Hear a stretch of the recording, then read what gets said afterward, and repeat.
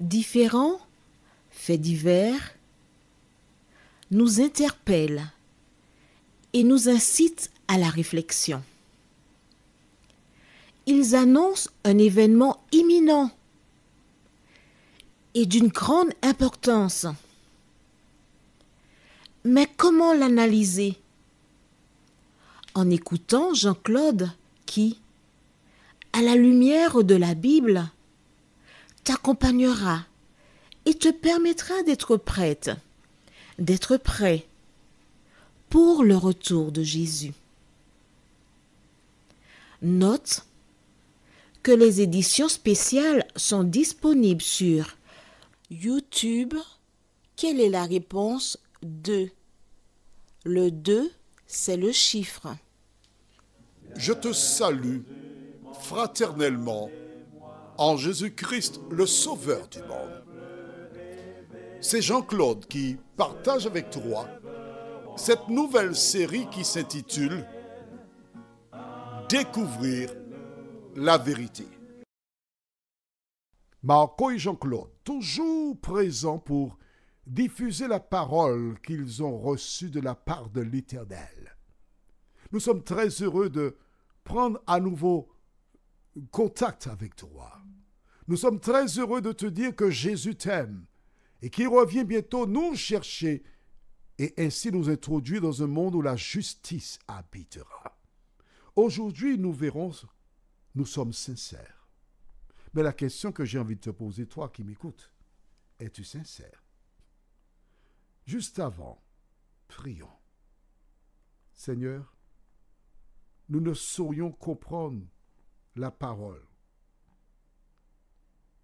si le Saint-Esprit, notre instructeur, n'est pas là, car c'est lui qui nous conduit dans toute la vérité. Merci Seigneur. Merci pour ta présence. Merci pour ton amour. Merci pour le salut. Merci pour la délivrance.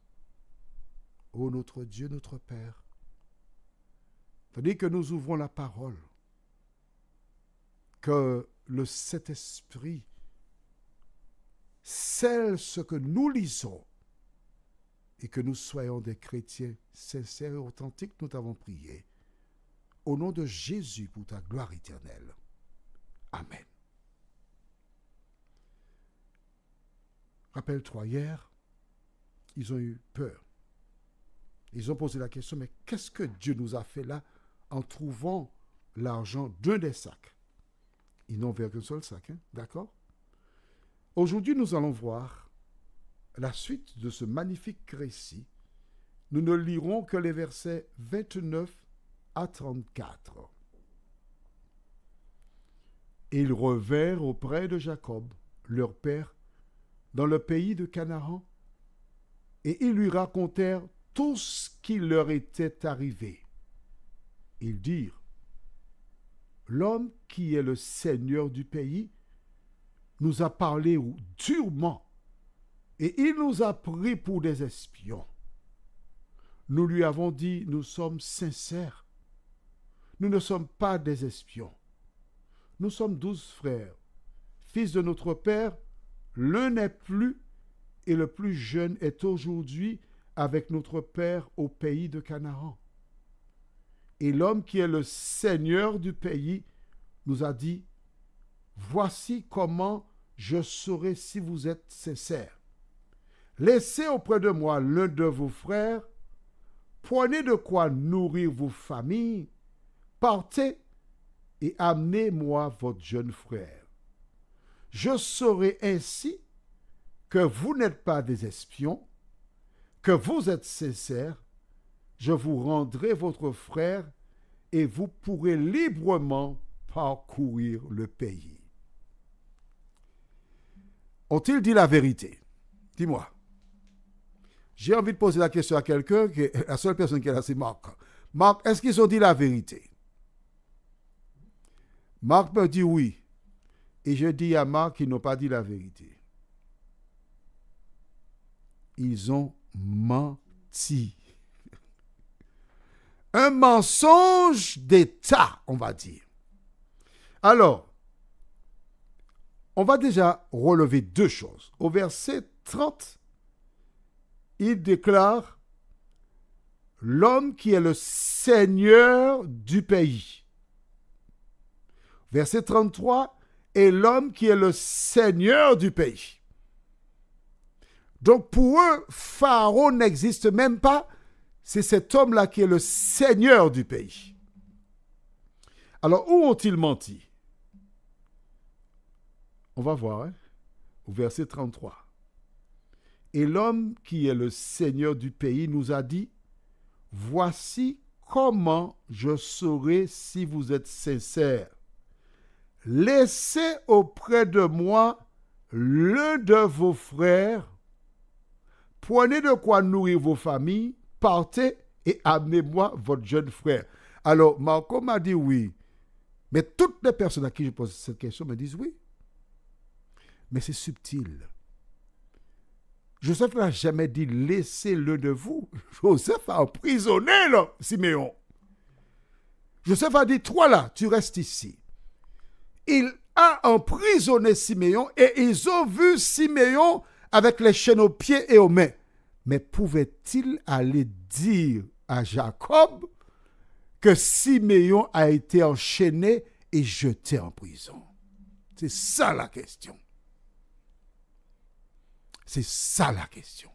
Une question importante. Une question importante. Et pourquoi je voudrais m'arrêter là-dessus avec toi? C'est parce qu'ils savent fort bien que s'ils avaient dit à Jacob que Siméon était enchaîné en prison, jamais Benjamin ne laisserait le papa. Jamais. Il a déjà perdu Joseph, prendre le risque? Non. Alors, il existe ce qu'on appelle des mensonges d'État. Je ne te dis pas qu'il faut mentir, hein? D'accord? Je ne dis pas ça du tout. Mais il y a des circonstances où il ne faut pas dire la vérité. Et c'est biblique. Hein? C'est marqué dans la Bible. Tu veux que je te donne la preuve? D'accord. On va aller au livre d'Exode. Exode. Exode, on va lire à partir du chapitre... c'est parce que... on va lire à partir du verset... Chapitre 4, pardon. Chapitre 4, tu as trouvé?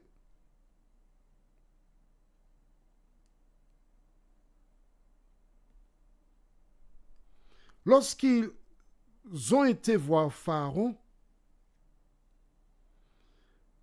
ils ont rapporté toutes les paroles. Et on lit ça au verset 30. Aaron rapporta toutes les paroles que l'Éternel avait dites à Moïse, et il exécuta les signes aux yeux du peuple. Et le peuple crut. Ils apprirent que l'Éternel avait visité les enfants d'Israël et qu'il avait vu leur souffrance, et ils s'inclinèrent et se prosternèrent. Maintenant, Dieu a dit à Moïse de tenir des propos à Pharaon. Qu'est-ce qu'il devait dire à Pharaon? Alors maintenant, on va lire au chapitre 5, à partir du verset 1er. Moïse et Aaron se rendirent ensuite auprès de Pharaon et lui dirent, ainsi parle l'Éternel, le Dieu d'Israël.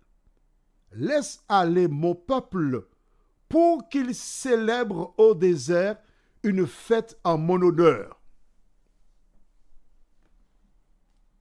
Est-ce que Moïse a été dit à Pharaon, bon, voilà, Dieu m'a envoyé pour libérer le peuple d'Israël, afin qu'on parte définitivement avec toutes nos affaires. Est-ce qu'il a dit ça? Dis-moi, oui ou non?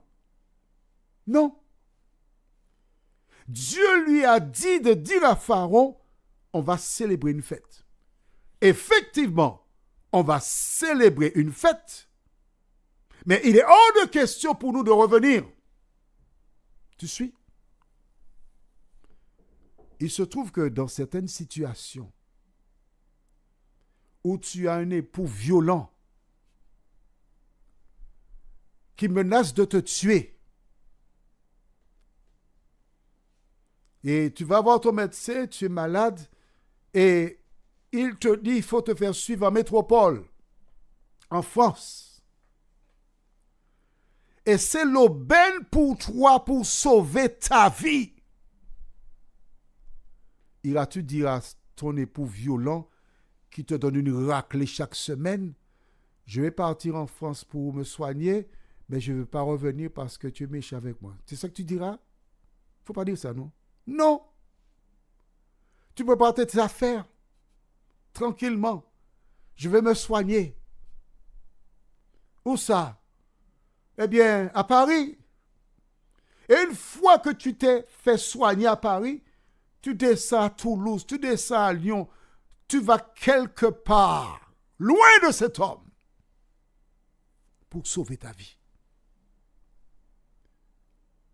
Lorsque Jacob vit déjà les 9, il manquait le 2, au loin il posait la question, mais qui manque-t-il? On lui a dit Siméon.